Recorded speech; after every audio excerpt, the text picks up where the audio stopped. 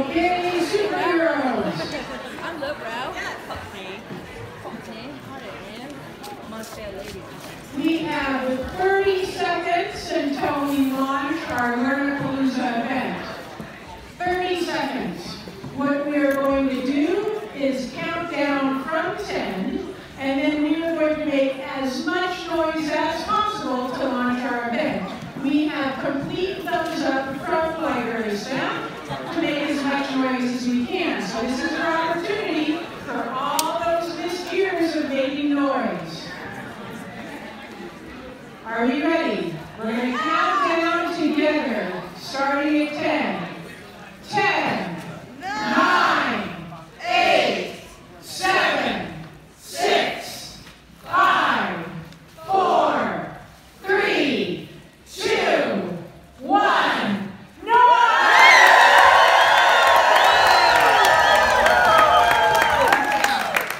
Now you're awake. Yes. And welcome everyone to the 5th annual Learnapalooza.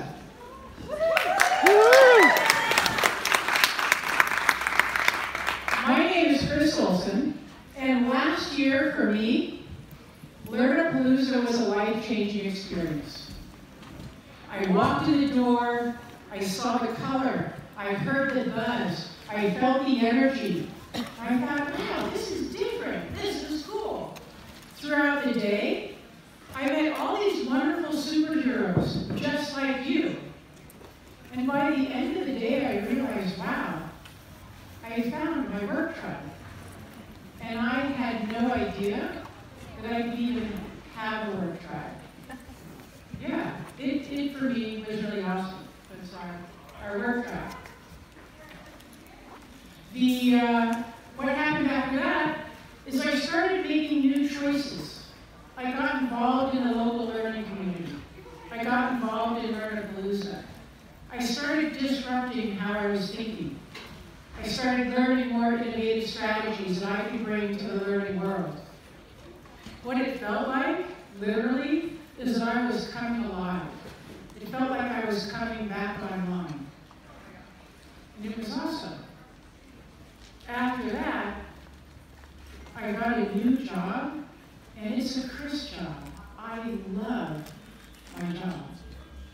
And coming alive, coming back online again, that was a key contributor to my getting that job.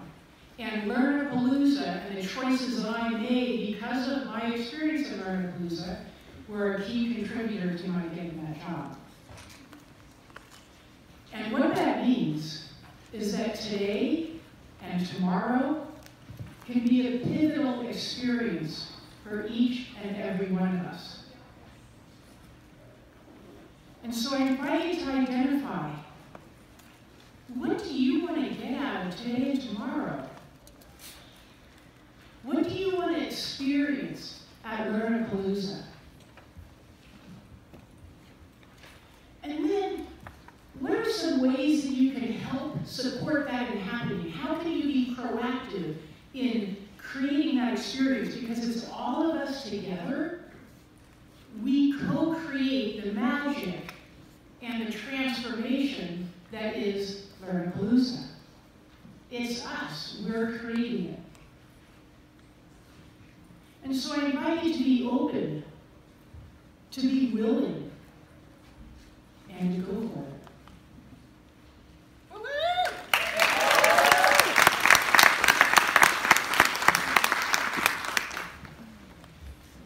I'd like to introduce you our two co-captains of our adventure.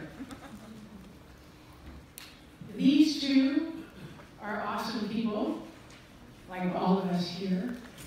They are smart, they are strategic, they are, yes, innovative, they are disruptive, they are creative. That's right. And they have really big hearts, very generous hearts. And all of us, we are here today because one of their passions is building a community where we innovate and we disrupt the world of learning and the world of people ops. can you please help me welcome our Chief Innovator, Darren Petershick, and our Chief Disruptor, Darren and Nerland.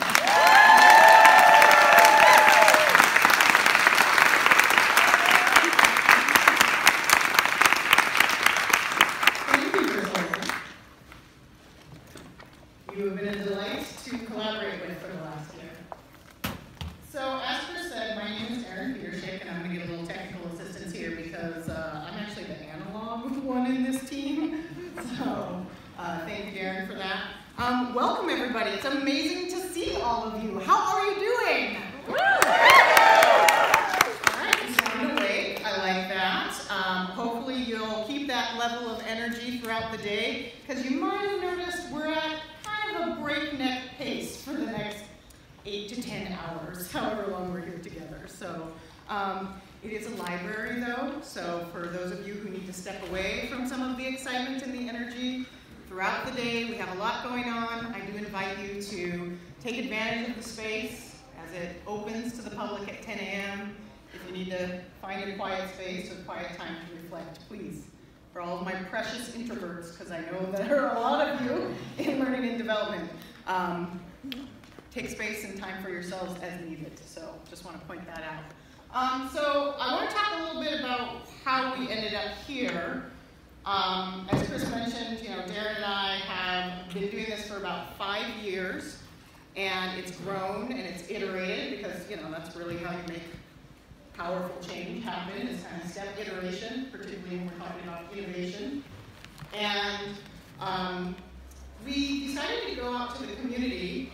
Chris and I, Chris Olson, who we just met, decided to go out to our fellow L&D, HR, OD friends, and people who had opted into what Learnapalooza was and had to offer for the last 4 years, and ask you all, what do you want?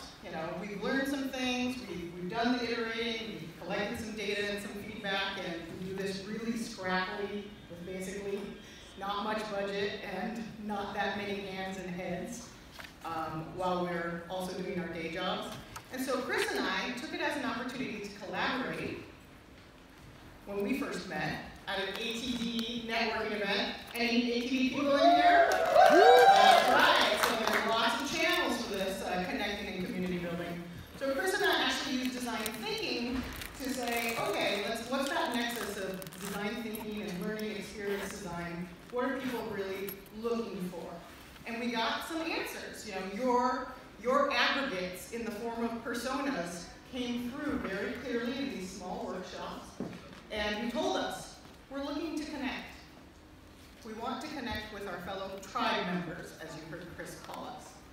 Quite simply, we're looking to build community. Particularly powerful if you're an L&D department of one, right? Yeah. But equally important for all of us who work in big organizations. I now work for the Boeing company, so I have a totally new tribe. But some of my best ideas and my best collaborators are absolutely outside of my workspace. And I can bring it back to work.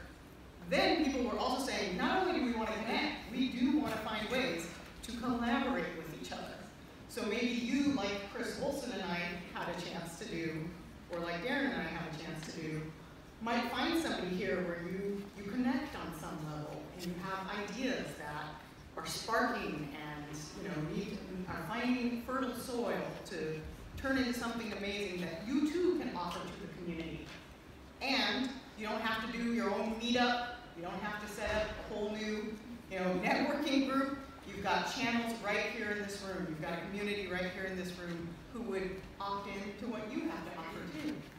So be thinking about that as you experience today. Hey, maybe you want to come back and be a Learnapalooza speed learning facilitator, because that's really the only element we ever bring back. Or offer something else. Have an idea about how we can continue to innovate and disrupt.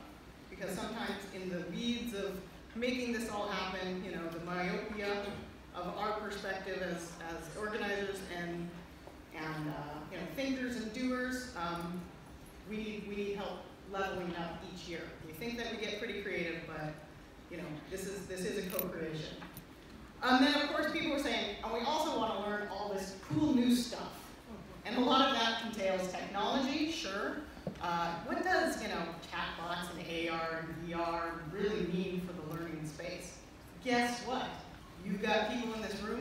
can totally talk to you about that. And more, much more, you know. We're hearing a lot about the buzzwords, the sexy words out there when it comes to innovation, but how do we actually really learn that? And how do we take it back to our work? Today might not be the day that you do a deep dive on, you know, chatbots or AR or VR. If you were here last year with Myra Roldan, you probably did get to do that. Where's Myra? She's here. So there are people in the room who can talk to you about that and direct you to resources so you can keep that learning going, right?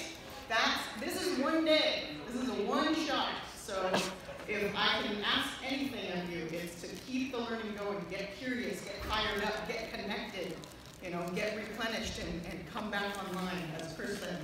And then, of course, finally, how do I apply all that cool shit that's going on out there? So let's talk about it together. What does that really mean for you in your day-to-day, that you can go back to work and say, I learned this cool new thing, I have some ideas for collaboration, either internally or externally, and this all comes from a connection with my community. So, hey, look at me. I'm even better at my job. I've powered up on my super skills. So we did name the conference this year, I hate calling it that. If you saw any of the emails, I'm the one who writes those. I'm the irreverent, sassy voice behind those. The one who's totally willing to drop an F-bomb with you, just so you know, but might sprinkle in a little ass or a little shit in my email, so I hope that's okay. So, kick-ass facilitators, you know, rad-ass peeps, so superhero review, we were looking a little at pop culture, we were inspired by what we saw happening around us, and then, of course, there's even like that deeper, primordial, you know, hero's journey archetype. We're all kind of on this journey. What are the obstacles and challenges that we're facing? What are the skills and allies that we have at our disposal? Who can we marshal around us? Much like you see the Avengers and the Justice League marshaling their folks around them, and then also lean into our own skills, our own, you know, our own genius. Because I think a lot of L&D folks, sometimes we suffer from imposter syndrome because we're non-traditional L&D folks. Sometimes we just, you know, are busy developing others, and so we don't put as much time and energy into developing ourselves. This is an opportunity to activate the genius and your own superpowers, and then amplify it by finding your tribe and your Justice League or Avengers. So that's kind of the birthplace of the conference theme. We hope that you have the opportunity to think about and explore bridging your skills gap. We get that we're not going to do all things to everyone today, but, you know, maybe we get you going on the next iteration of you. So, we have some amazing volunteers. You've already met Chris. She is one of our disruptors. We also have Bruce Cronquist. Where is Bruce? Probably upstairs getting my timer ready for my 15-minute speed learning rounds. Okay. So if you see either of these two people, they're A, very friendly, B, very amazing, C, very smart, total badass, rad-ass peeps. So feel free to ask them for help if you need to. I also have some other amazing volunteers in the room. We tightened up speed learning this year. We brought in coaches and facilitators to help each other and create a learning community. Led by volunteer extraordinaire Teresa Franco Macaro. Where are you, Teresa? So she's the quiet one in the room. She's the quiet one. And then Julie, I don't know if Julie's here. I think she had a conflict, but Julie was also an amazing. Julie, are you here? I don't think so. Also, yeah, an amazing coach, middle school educator turned coach who just really, you know, she wants you to stand and own your own awesomeness and then just Care Bear stare it out to the rest of the world. And of course, if you are one of my amazing volunteers, can you make some noise? Some folks in the cool t-shirts with our logo on it, they are also here to help. They'll do things like directions and things like that, and helping us with the food and just kind of keep things run smoothly in the background. Many hands make light work. And then, of course, if you're on my advisory board, I know several of you are here. Andrea, Rosie, John, yay. Where are you? Thank you. All right. So we're going to talk a little about what to expect. We've been trying to message this, but you know, let's just recap my gajillion emails that I wrote and sent to you. So we're going to work through speed learning, one of our favorite things this morning after the keynote, and it's a tightly run, aggressive schedule. We have 15 minutes. You have 5 rounds or 5 stations you can visit. You have about 3 minutes to get up and go to the next station. So as we're wrapping up Shelly's keynote, sorry about that, Shelly. Sorry, I haven't answered anything. Right. Hey, you amazing woman over there. Speed learning folks are going to dash upstairs. They're going to take the elevators, which are going to be open to the public. You might have seen those when you came in. You can also take the escalators, and I'll have volunteers helping to show you how to go around and up to the 4th floor. And so we just ask that you be mindful of you know, your fellow participants, their bodies, their spaces. I know David Stahl is here with the broken leg, so you know, maybe give him a little extra help, you know, put his Justice League around him, and anybody else who needs help. Then we're gonna, for lunchtime keynote, we are back in here. Again, pretty aggressive schedule. After the speed learning rounds, you do have a break, but it's really just a break to come down and get food, right? And that is going to be in the gallery where you saw the coffee and the beverages and snacks. So grab a plate, come in, find a seat, and we'll kick right off with our amazing Cabio Learning Solutions architects, Luann Swedberg and Aaron Schneider, walking us through a little more design thinking because not all superheroes can fly. Then we'll do the afternoon sessions. Those are all going to be up on the 4th floor, same places you'll be today for speed learning, rooms 1, 2, actually, some of them are down here too. and in the auditorium. So we're using all of these spaces. So be thinking about what you want to visit. It's all in your program. This is the room location, and timing. And then, of course, we'll have some pop-up coaching. I don't know if I've seen Laura and her team here yet. They might be rolling in later. Laura, are you here yet? Okay, so we'll talk about that a little bit more later, but we will have opportunities for people to get one-on-one coaching if you do need to step out of the fray and take a break, maybe go level up yourself with some one-on-one coaching, because even superheroes need a coach. All right, some of you also got to see the dots for your thoughts, so continue to engage with that if you have a chance. We loved all the photos that we saw this morning. Keep taking those, that's amazeballs. If you're looking for a job, or you have a job, you're hiring, there are dots on badges, you know, use your collateral to connect and engage with each other, and then, yeah, post it on social media if you don't want. And that, I think, is, oh, yeah, sorry. Housekeeping, restrooms. Please don't use the ones in the children's area. Those are just for children and their caregivers. But we do have ones that you can access through here, just to the right and past the phones, the old-fashioned like wall phones. Yeah, if you see those, so millennial, no, sorry, youngins, it's like way under the millennials now. Don't know how to use wall phones. Wi-Fi, most people have probably seen, it's just open and free. SPL, public Wi-Fi access, and then like I mentioned for the 4th floor, you both have elevators and an escalator. Don't go to the yellow escalator because that will not get you to the 4th floor. You need to go all the way around to the red room, and again, just look for my volunteers. Anything else? I get it all. Okay. So with that, all the fun, sexy stuff, I'm going to turn it back over to Darren. So I think I talked about this. So. All right.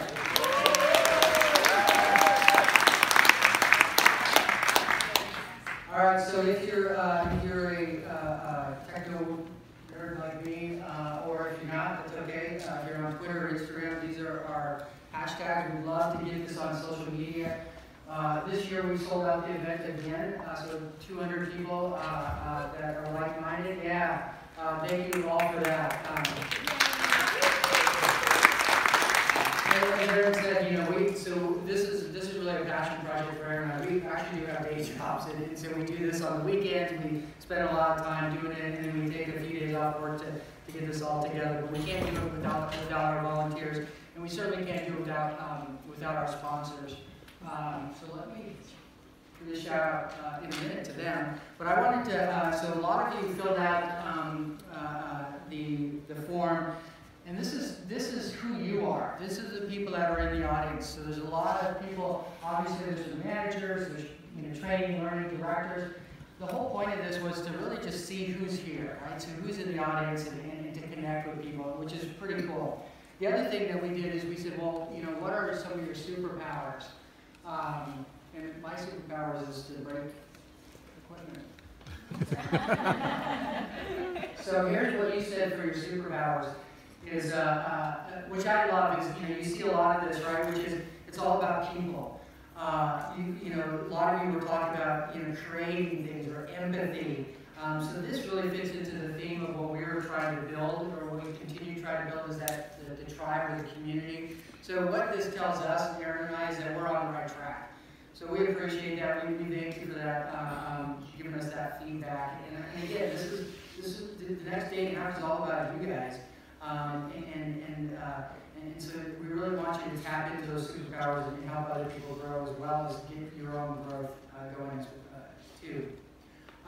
So these are our superhero sponsors. Can we give it up for that?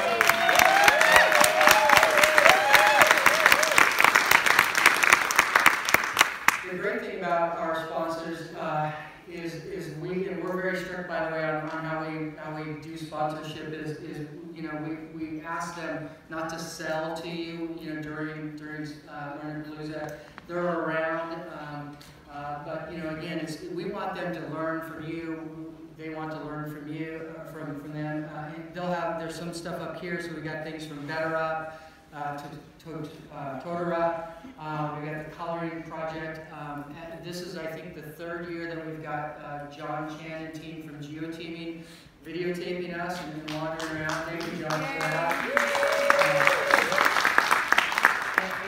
Amp Creative is doing the photo booth. How many have done the photo booth so far? Alright, cool. Really kind of fun. We got some props and stuff over here. Mandel, is Mandel here? People from Mandel? Yeah, they handled the printing of the programs. How many like the program? Isn't this cool? Yeah. I got a comic book thing where you can actually draw your experience over the next couple of days. So take some notes, draw there. Tatara also did the notebooks. And then Better Up did the really cool, what do you call this thing? Cinch Stack. Yeah, so lots of, design digitally. Yeah. Design digitally. Andrew, are you here? He'll be around here somewhere. They sponsored the lunch and the coffee breaks. Intrepid is a great sponsor. They're actually speaking here. Nick, where you at? You're around somewhere. Nick is speaking today. So again, we can't do this without our sponsors. So thank you to all of them. The other thing that we can't do it without is our partners. So as Erin said, we're big about community and ATD. I think she said ATD people. You belong to ATD? Yeah. How many people belong to the Pacific PNODN? I always get it wrong. How many are PDN? All right, good. And then Happy HR. All right, good. Okay, as Erin said, we've got a full day. I want to start off with a quick story, though. And this is a superhero story, and what it takes to be a superhero. The reason I think that it's really interesting living here in Seattle, and by the way, we've got lots of people that have come in for this conference, not only to speak, but just to be here, which is, again, is really fun for Erin and I. We've got some people from Vancouver, BC. Raise your hand. I know we've got someone from San Diego. Raise your hand. Texas. Texas. Is it Ohio? Cincinnati. Yeah. All right, good. Someone from New Zealand. Yeah. Did I miss anything? Call it out. What's that? DC. Washington, D.C. Yep. Nice. Phoenix. We have a couple of someone from Phoenix, Arizona. All right, good. So we're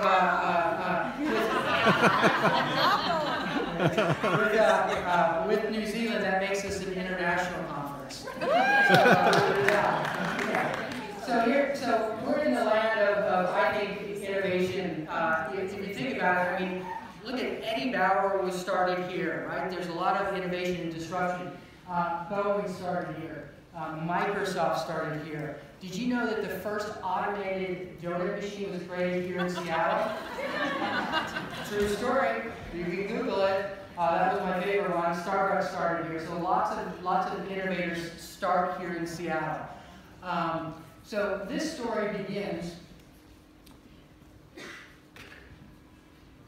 and it begins with this gentleman, and his name is Harold. And he grew up, he was born in 1936. He grew up in Eastern Washington in a little town called Wenatchee. Anybody know where Wenatchee is? Yeah, I figured, yeah. In 1940, there was 11,000 people in Wenatchee. So not a huge town by any means, certainly not like Seattle that had, at that time, over 500,000 people. You know, nice picture of Harold. What's interesting about Harold is, you know, so he grew up in the apple capital of the world. You know, some would say, you know, hey, it's great to live in a small town, which I agree with. He has a quality about him, and you're going to find this out in the next couple of minutes, but it's a quality that some of us have and some of us want, but I think it's a superhero quality. So, the interesting thing about Harold, though, is he dropped out of high school. So he dropped out of high school. He married his sweetheart. She was 16.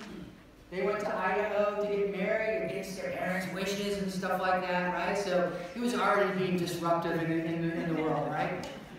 Now, the challenge is when you're 16 and your wife is 16 and you're 18, 19, is what do you do for work, right? So he actually was a florist for a little while. He worked at a poultry plant where they killed chickens, right, and plucked them and all that. And then he worked at a gas station for a while. He's trying to provide for his family, right?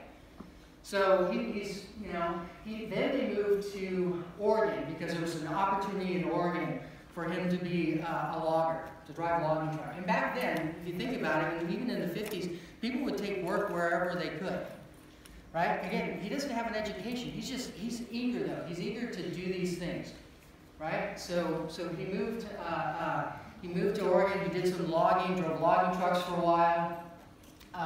Then they were on the way to Alaska. They were going to get a job in Alaska, which was great, right? They really wanted to kind of move up, in the world and someday buy a house or something like that. Did I just go backwards? No, yes I did. All right, so, but on the way to Alaska, they stopped in Seattle and the job disappeared. So what's this person supposed to do when the job disappears and you're kind of stuck in a place, right? So they had to live with family for a while. They had to, but he's out there and he's like, hey, I got to get a job. Again, I'm going to support my family. So he gets a job at this place called Tally Register, which makes small parts for airplanes and stuff like that. It was an okay job. He did a pretty good job of it. But again, remember some of the qualities, right, that I haven't told you yet. But think about this: is as he's doing that, he's like, how do I do this? How do I better myself? How do I better my family? He walks across the street to this plastic fabrication company and says, hey, you're doing some interesting work. I'd love to come work for you. I'm your guy. They hire him. Now, the interesting thing about plastic fabrication back then was mainly signs. How many remember some of these signs? If you do, you're a Lord like me. That's okay. But you notice something about these signs. All these signs were just flat signs that needed to be painted, or they need to be cut out, right? So that was an interesting thing. So in this industry, which then he started really getting into this industry, saying, this is really interesting. How do we do things differently in this industry? So there's Harold in the bottom here. He's talking to someone about the plans. Look on the left-hand side, it's kind of hard to see. That's a machine that actually, the way I understand it, is they brought the plastic in, they heated it up, and then they sucked it down. It's called a vacuum former. They sucked it down around a mold, and it made a three-dimensional sign. So in the plastic industry, and he was one of one of only 2 people on the West Coast in the 60s that could do this. They were called plasticians. Right now, I think plasticians mean something else, which I don't need.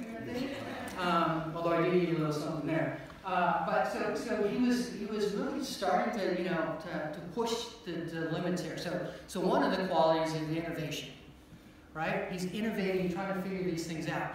What happened next, I think, is pivotal to Harold's career. The Seattle World's Fair is going to happen. So in 1962, how many people remember 1962? I don't, because I wasn't born, so there. But Harold was there, and you notice that, so the whole theme of this was supposed to be a space-age theme. And the challenge that they had was, how do we get these things that haven't been done before? Because that was the whole point. We're looking into the future, so we're going to build a space, you know, we're going to do all these kinds of things. So if you think about, how many, does anybody remember the bubbleator? Yeah, the bubbleator. People, many of you have lived or have ridden on the monorail, right? So here's the challenge. Back in the day, think about this, is, you know, as I said, just a few years earlier, Harold was working on how do we make signs more three-dimensional. He was the only one on the West Coast that could figure out how to make the bubbleator, the plastic that goes around it in those different sections. He's the one that figured out how to do this weird, funky window on the monorail. So here's this kid dropped out of high school that's figuring this stuff out. So, and how does he do that? That's what I want to know. Here's another one. This is how plastic used to be bent, right? They would bend plastic, they would heat up and come up into a corner. The problem is that it would get all wonky because the heat would spread, right? So you notice that there's metal at the bottom, the heat would spread. So they would try different things. They would try wood and stuff like that. He said one day, he said, you know what? What we should do is instead of having just metal across there, we should have metal, but it should be a metal pipe that's cooled down with liquid, so that way the heat is only centered where we want it to be. It doesn't go out 2 or 3 inches, it's not uneven, it's actually within a 1/4 inch. You could then bend plastic, and actually it looked beautiful, right? So he's innovating in this industry. In fact, I would even say he maybe disrupted it a little bit, because now other people are starting to do this. Here's one more. So the problem or the challenge with plastic can also be that when you glue it, so they use something called cement in plastic. And by the way, if you look at these displays, notice how nice the bends are. You're going to actually hopefully do this. Notice how nice the bends are. These are probably done in that same way and if you don't see any, like these are actually brick colors a little bit there. Oh my God. But you see, this is because of that innovation, because of the way they bend plastic. If you see plastic that's glued together or cemented together, the challenge that you can have, you can see it on the left-hand side, is it does something called crazing, which means that the glue gets in there, but because the oxygen isn't pulled out, it actually causes it to kind of crack a little bit or look like it's cracked. And so people didn't want that, right? Especially if you think about the 70s and 80s, it's like, hey, you know what? We're paying big money for this plastic, and you can see fish tanks that looked okay and all that. Again, what he did is he innovated.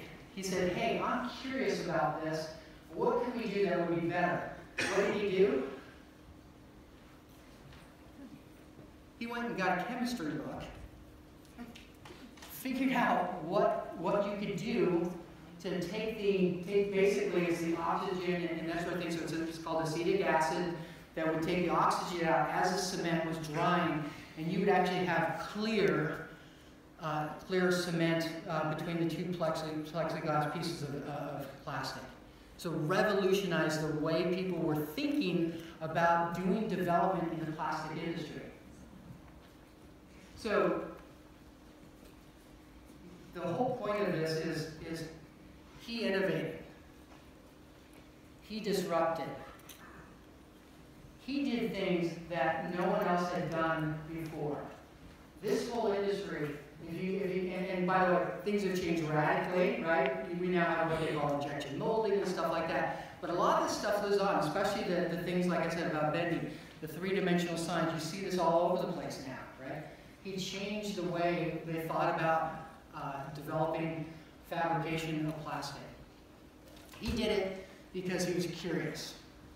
He was curious to see how could we do this better. He was customer obsessed. He said, how do we want to get out there? How does my company want to go out there and do this. By the way, one of the things I forgot to mention is after he had been at that plastic fabrication shop, he started his own business, owned that for almost 30 years, and again, was continually innovating. What did I say in the beginning? What was he? He was a high school dropout. He didn't have an education. He also didn't have the permission to do any of these things. He just did it. And why did he do it? Because he was curious. He was interested in what was going to happen.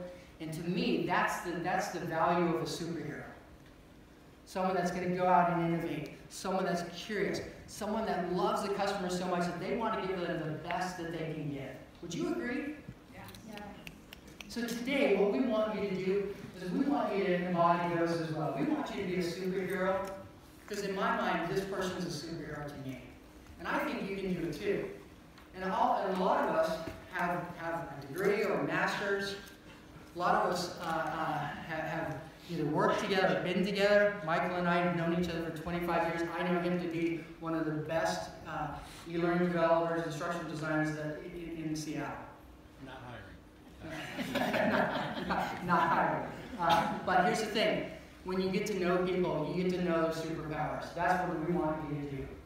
So this gentleman, Harold, he passed away almost 16 years ago. He made a huge difference in people's lives. He made a huge difference in my life because this is my dad.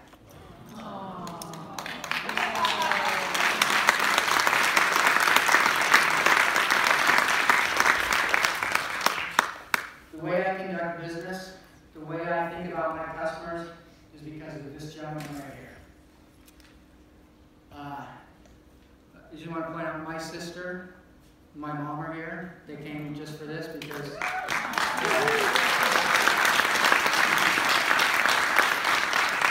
it doesn't matter, man, woman, whatever. There's always someone there to support you. My mom was that superhero in the background, supporting my dad throughout all of this, right? Because not all of it's easy either, though. For me,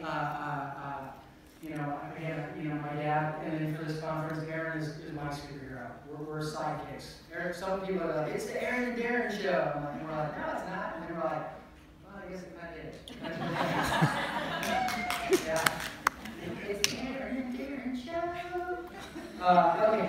Well, let's thank you for indulging me in that. And also, again, I firmly believe that we're going to make a difference in the next day and a half. I want to introduce you now to Shelley Holt. We're so excited to have Shelly here. When we reached out to her, a lot of times you reach out to people in the community, you're like, oh, you're VP over here, are you willing to do it? And she said, I don't know what it is, but I'll do it. And we're like, well, hold on, let's tell you a little bit about it. And then we told her about it, she's like, oh shit, I'm in. I'm like, okay, you're right, you're in, so thanks for that. So Shelley Holt is a thought leader, innovator, and strategist, passionate about helping and enhance and expand the power of people. That's you. As a leader, Shelley believes that her greatest gift is strengthening those around her. As such, she's invested personal and professional time coaching, mentoring, and developing others through her career. Shelley has held senior level roles in global organizations like Concur, SAP, and recently joining Expedia Group in last August as VP of LPS Learning. She has a degree in business economics and is certified in critical human capital areas like leadership coaching, performance consulting, strategic workforce planning, and strategic human resource management. Holy crap, that's a lot. She's like a superhero on steroids. Shelley, although superheroes don't really need steroids, do they? No, sorry, I digress. Shelley is a Washington State native, and loves spending time with her husband Mike and two kids, Madison, who's 13, and Tyler, who's 10. Let's give it up for Shelley Holt, please.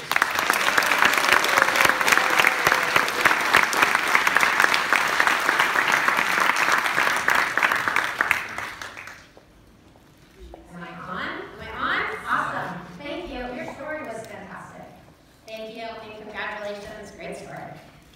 Welcome everybody. I think everybody needs to stand up. They need to do their superhero pose, whatever it is. Pick one. Stretch it out. Woo!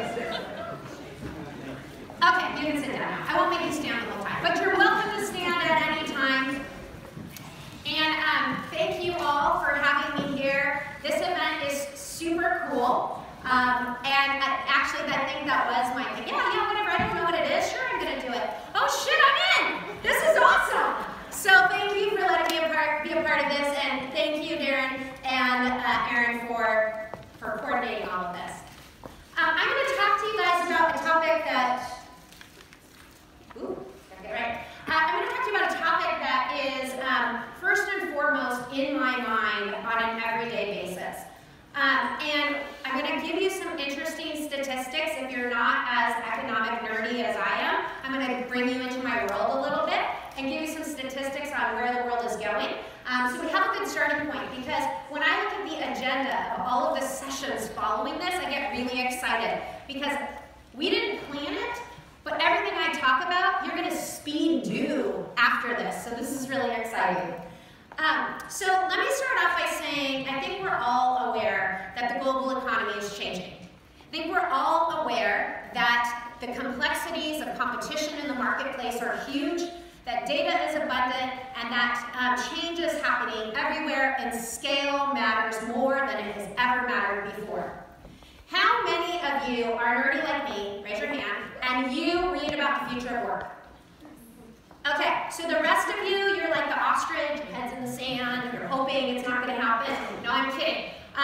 But if you read those predictions, it's pretty crazy, some of the stuff that they're saying.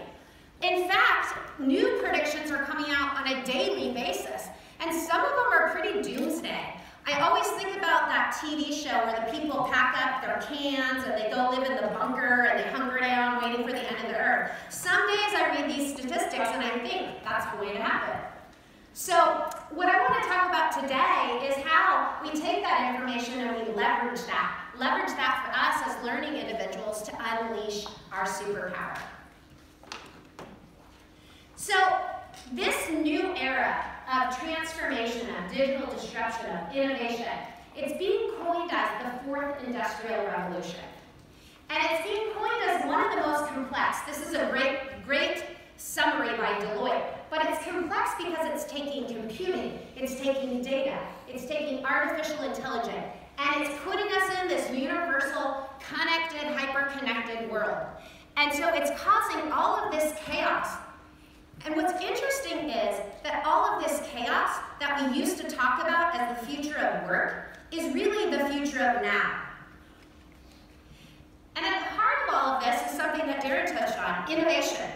Innovation is a powerful thing. It's an amazing thing. It's gotten us from your story with plastic that didn't bend and couldn't make anything to all of a sudden this really, really cool thing. And now we have things like this, and we don't even think twice about how this is going to stand up. We just know it will. So that's what innovation can do. If you look across the tech market, innovation's done that for years. I think everybody probably has a mobile phone that now connects them to anywhere they want in the world. Well, we didn't have that 15 years ago.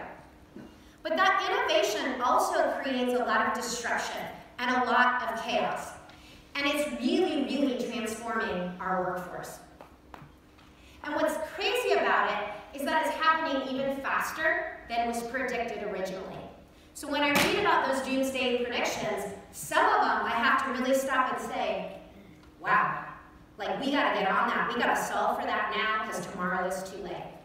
We used to talk about things like in 2020. You guys realize 2020 is like, almost what, 7 months away now? Yeah, 2020. So future work is 2020. We're behind. We gotta get together. So here's where I get nerdy, okay? So the US Bureau of Labor Statistics says that more than 50% of today's jobs will require new skills. And they're saying that that's going to even increase further, that technical skills are going to become a major component of every job. And I'll talk to you in a minute about how that's already happening. Half of the most in-demand jobs, this was 2018, half the most in-demand jobs posted by LinkedIn were not on the list 3 years ago. That's crazy. And we all know that LinkedIn has a lot of data on us and what we're doing, so this is a crazy statistic. 35% of skills workers need will change by 2020. Oh, 2020, again, 7 months from now. This is happening. It's happening now. And by 2021, the innovation and the development world that faster, we'll take people who aren't developers, and now they'll be able to create new innovation. It's pretty crazy if you read up on this stuff. That's going to cause what? More disruption, and it's going to be even faster than it is right now.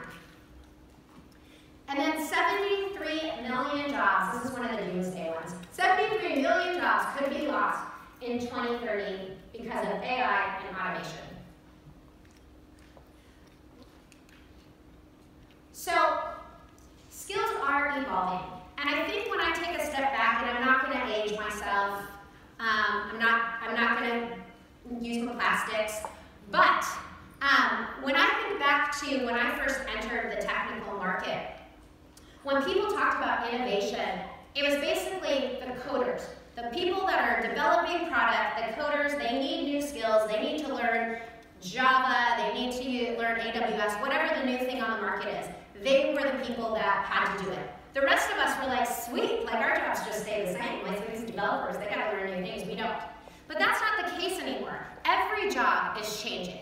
Every job is requiring a new set of skills. And most of those are requiring technical skills. So let me give you some examples. Sales. How many salespeople around? Yes, sales, great. So your jobs are changing. So when you used to think about sales, you thought about you need to be able to pitch, you need to be able to negotiate, you need to be able to close the deal, right? That's your core skills. Guess what? Not the case anymore.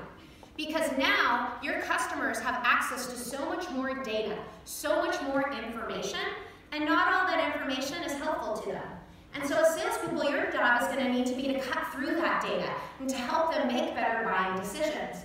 You're going to have the technical skills to understand the data and be able to do that. What about marketers? Do I have any marketers in the room? Okay, marketers, you're changing too. I'm sorry, everybody's changing. So the world between marketing and sales, my salespeople and my marketers, your worlds are morphing. Sales jobs are being lost to marketers who now have snazzy technical skills that can push out buying decisions for people, and they can do it online. They don't even need to talk to a salesperson. And so marketers are going to need to get more technical in nature to cut through all that noise that those customers are getting to put the right products in front of them and to help close deals. And then all of us in this room, we are customer facing in some way. We might be internally customer facing, we might be externally customer facing, but we service people. Our jobs are changing too. We have to learn skills like empathy.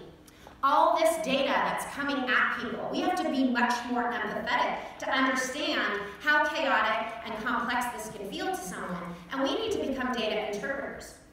We need to be helping use that data to solve complex problems for our customers, internal or external, and we need to be able to help them so that we can drive adoption, we can drive stickiness with our customers and keep them coming back. And that is true in the learning space too, and we'll talk about that in a minute.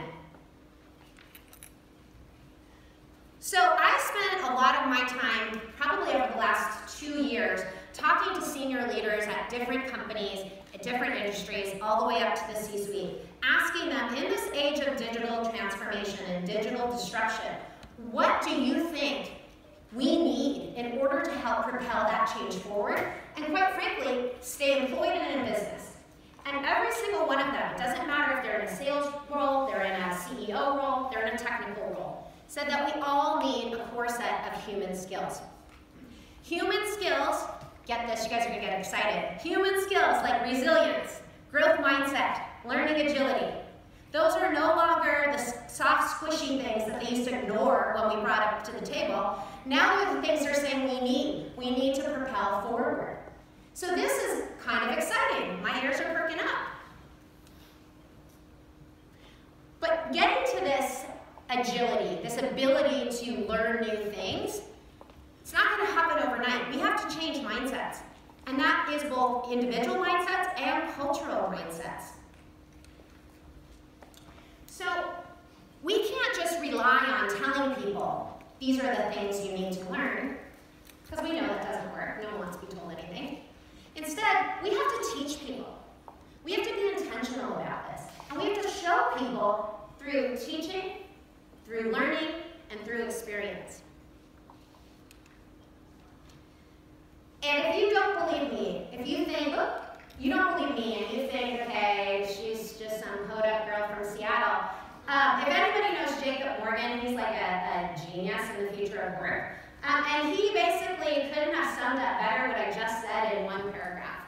But he says that the means that you have to have, this means that knowledge and experience, those technical things, the job role things that you've always relied on are not what's going to propel you forward.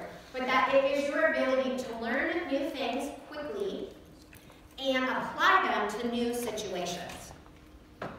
That the commodity is these human skills. These things that robots, these things that VR, IR, all the R's can't do. That's us. We can do this. So what? I talked about how there's days I want to hunker in a bunker and just like say this is doomsday and I should just wait till I'm unemployed in my bunker and I can just start that early. And we don't know what predictions are going to come to fruition, right? We don't know if by 2030 all our jobs are going to be automated. We don't know any of that. But we do know that innovation is happening. We do know that disruption is happening. We do know that all of this stuff with the workforce is going way more rapid than we thought. And we have to decide, are we going to be a community that sits around and just hopes that we can rest on our laurels and life's going to go well? Or are we going to take some risks? Are we going to try some things in the face of unpredictability? Are we going to be agile? And are we going to adjust when those things don't work? And so I'm going to share with you, because I think it's really important not to just take statistics and do nothing with them. I'm going to show you some practical things that my team, where's my team? my local team couldn't be here, I couldn't fly everybody in, but my Bellevue-based team is here, so thank you. I'm going to show you some of the things that we're doing that is making all of those statistics practical application. So I'm going to talk about kind of 4 core enablers to the new world of work for us. We'll talk about meeting the learner where they are. We'll talk about reimagining the learner experience, creating a culture of practice, and measuring and adjusting at critical chains of impact. So let's talk about meeting the learner where they are. This is an important one for me. So Erin said it earlier where she said, does anybody ever, I can't remember the exact word she used, but basically feel like you're an imposter in the learning world. Okay, I feel like I'm an imposter. I didn't grow up in the learning space. That I happened to get a job in learning and running learning, but that's not my background. So some days I feel like I'm an imposter. And so I'm going to touch a little bit, and I'm going to touch on my HR friends in the room, and hopefully you won't be offended, because I was an HR person too, and I still am. But I think where I'm talking about here, when I'm talking about meeting the learner where they are, that a couple of things. One, we need to be building learning programs, especially ones that are focused on learning agility, growth mindset, resilience, emotional intelligence, into the flow of people's everyday work. What I mean is that we need to create environments that meet the learner where they are today, so that they can learn the skills that get them where they are tomorrow. And we do that by partnering with our businesses, understanding what that transformation at a business level needs to look at. We need to look at current state and then future state, and put the right learning interventions in functionally to make sure that people are moving forward. So when I talk about what I think we do sometimes in the HR and learning field, is that I think that we oftentimes have an idea about what people need to learn. And because we have that idea, we try to create programs and think it's going to be really exciting for people, but we don't create a compelling case for change. We definitely don't meet them where they are. We put it on top of all the other shit that they're doing in their job. And we expect that they're going to want to learn it. And guess what happens when they don't want to learn it? We mandate it. We say it's highly required that you take this training. And guess what we're doing to ourselves in that own instance? Can anybody guess? We're going against everything we just said. We need to teach learning agility and growth mindset, yet we're forcing people to learn. That's not teaching them what we need them to. And so meeting them in their current place of where they're at and teaching them how to learn within the world they live in is going to make it much easier for us to build those skills that are most critical, those human skills. We need to reimagine the learner experience, and it's exciting because because it sounds like from several of the speed topics, you guys, these are on here, like this reimagining the learner experience. So we need to think about the fact that learners want consumer-grade experiences. They want to feel like it's effortless to learn something. They want to be able to gauge, collaborate, come back to things. And this is what always cracks me up, is that this isn't like a big shocker, because are we not all learners? Don't we all want that? I know I do, right? So we know that learners want that. We need to be more creative. We need to be thinking about how we no longer just rely on tools that work for us to measure learning, like LMSs, but really what sits on top of that, that snazzy, sleek UI, that interconnection of all those tools that come together. I'm looking for, there's a gentleman I talked to right before this morning, and this is what he does. He pulls everything into ecosystems and basically helps create a world in which we're meeting the learner where they are with one-stop shop approaches. Learning is not a standalone, learning is part of an ecosystem and systems that they go to every single day. And so I'm not going to read through this list because I think you guys all have heard this before, right? What I will say is that we don't do this well in learning. We expect people to go to disparate systems, we don't connect programs, and we don't get people to this amazing learner experience. So we need to really reimagine this world. We need to create a culture of practice. So what we mean by this is people don't learn by going to one-time events. You probably learned some things today, but you really learn through repetition. You learn through the ability to learn something, to practice it, to apply it, to learn, to practice and apply it. That's the definition of learning agility and growth mindset. And so creating a culture of practice is moving away from these one-time events and really creating these journeys for people in which they can learn, apply, and practice. Some of the things that we're doing in our world around this is coaching is a great example. So we're building out a coaching practice. Hence one of our coaches. We're building out a coaching practice where people come, they do digital learning, they go and apply some of the techniques that they've learned with their teams. They come back in cohorts and they talk about how it's working and what do they need to learn and how can they help become better. And they're doing this over an extended period of time, 6 months. Now, are they going to be coaching experts at the end of 6 months? Probably not. We're going to have to solve for that later. But we're building that learning agility, that repetition, meeting them where they are in their jobs, and we're creating this continuous culture of practice for them. And the amazing thing is, I know I've got data analytics people here, and I'm not going to profess to be one. This is why I rely on really strong data analytics people. But the amazing thing about building a culture of practice is that we now have more data that we can look at. And we can say, you know what, do we need more skill development in this area? Do we need another learning intervention here? Why are we not getting from awareness to application? How can we adjust? So when you think about global market trends and you think about the fact that the world is changing, there's skill shortages everywhere, this is how we start to use learning as a differentiator in building critical talent in our organizations. We start to build new skills for people that teach them how to learn, unlearn, and relearn. We measure where they are through those measures of impact, and we start to increase areas of skills that we need. We start to build a different workforce than just having to recruit people into the organization. So, you have a choice. You have a choice right now to say, in this world of chaos, in this world of disruption, I'm going to go and live in my bunker. And in this instance, it would be I'm going to rest on my laurels and do the same thing I did the last 10 years and hope and pray that that's the right strategy and it works. Or you can be a disruptor.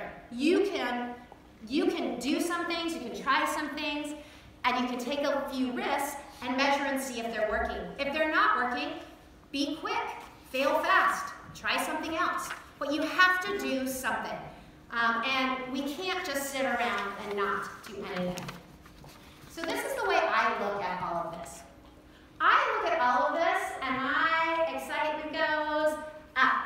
Because this is our chance as learning professionals to unleash our inner superheroes. We finally have a case to say that all of the things we've said for the last umpteen years, you have to have learning agility, you have to have growth mindset, you need to have complex problem solving skills. All of these things are now a critical part of strategy execution and transformation for companies. Like, does this get you excited? This is an opportunity. Yes, it gets me so excited. And what I am even more excited about is that we, in this room, 200 some people, are a bigger team, a tribe, it was described earlier. So we don't have to take all these risks on ourselves, we can use our tribe. We as learning folks, we as innovators, we as disruptors, we as strategists can come together and collaborate together, test out new things, and share with the community how they're working. And this is exactly why I said yes right away to this event, before even knowing anything. Because the power of your community and the power of your tribe is how we're all gonna get through. We have the chance to really show why people are the differentiators in every single company. So I hope that you will continue this conversation with me. This is all my contact information. I would hope you would reach out. I hope you would challenge if you hate my ideas. Hate away, because I want to know why, and I want to adjust. I don't have all the answers. My team doesn't have all the answers. We always say we're building the plane when we're flying it, because we're Expedia. We're building the plane when we're flying it, but it is true. It is true. And so I hope that you use this opportunity today to build your tribe, to challenge and share ideas, and to unleash, I gotta get my prop. To unleash your inner superhero. And I don't know, I don't have like a whiz-bang, like cool thing for what my superhero is, but I heard one really good one earlier today. Someone said that they had X-ray vision, and I thought that was awesome. And then they said, you look like you could be Elastigirl, and I've heard that so many times. And so maybe I'm Elastigirl, right? But in any event, unleash your superhero, have fun, network, and let's kill these statistics. Let's make an impact on this stuff. So thank you, everybody.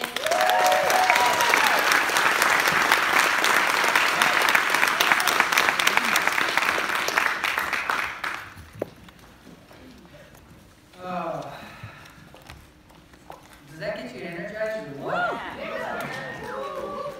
couple things that we want to point out. Aaron's going to come up and talk a little bit about speed learning, but I want to point out a few other things. Here's the job dots in case. So if you're looking for a job, you want to put a green dot on your badge. If you're hiring, you want to put a red dot on your badge. So that way we can kind of identify who's in the market, who's hiring, that sort of thing. Again, you're trying to be helping out for the community.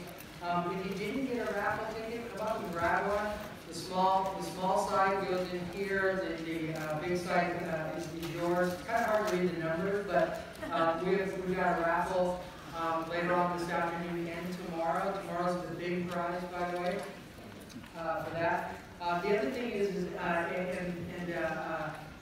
can do this during breaks, during lunch, this sort of thing. Also take some dots, and you want one dot per poster if you haven't done it. Is go through and read some of the dot for your thoughts posters and put where you think they are. At the end of the day, I would encourage you to come back and look at them, because it's a very interesting thing. When we ask questions about things like considering cultural agility, where are we at? This is, you can see we're kind of all over the board, but then we see other things where we think about our jobs and how they're shifting. So really interesting. We've done this. We didn't do it last year. We did it the year before. But really interesting to see, where we think the industry is going. So feel free to take pictures and post those on social media. Does everybody remember the hashtags? LapSeattle, yeah, hashtag LapSeattle. I also want to point out that many of you have seen some of these. The coloring project. They do this for us every year. Last year they did this card, which is really fun. It's a coloring card. There's another card here. She's got some other samples and stuff like that. The coloring project, Andrea is so great at helping us out and doing some of these things. So it's another fun way, by the way, from a learning standpoint, is to help you kind of engage, so as you're sitting and listening, you can color something, which I think is interesting. We're going to talk about Fabio at lunchtime. As I said, Tutara, Nicole from Tutara, she's got a speed learning session. By the way, she's brilliant. But feel free to come down and talk to her and grab some of the stuff here. Better Up, we've got 3 or 4 people here. Maya's speaking this afternoon. Again, we can't do it without the sponsors. As we mentioned before, the people with these shirts on are the ones that knows what's going on. So if you ask me or Aaron, we're going to go find someone with a shirt on. They know what's going on. So if you have questions, they're going to help us with directions. The other thing is during lunch, we're going to open it up the photo booth at the end for you to take some fun pictures and stuff like that. We got all kinds of stuff going on there. And I think that's all I need to say. Aaron? All right. So we're a little ahead of. Oh yeah, sorry. I'm so used to using my outdoor inside voice. Well, so we're actually a little ahead of schedule, so that means you have a little more time for a little bit of a break and getting settled and getting my speed learners, speed learning facilitators upstairs first. So here's who you're going to hear from. Let's make some noise for Marcy, Chloe, Myra, Shelly, Nerland.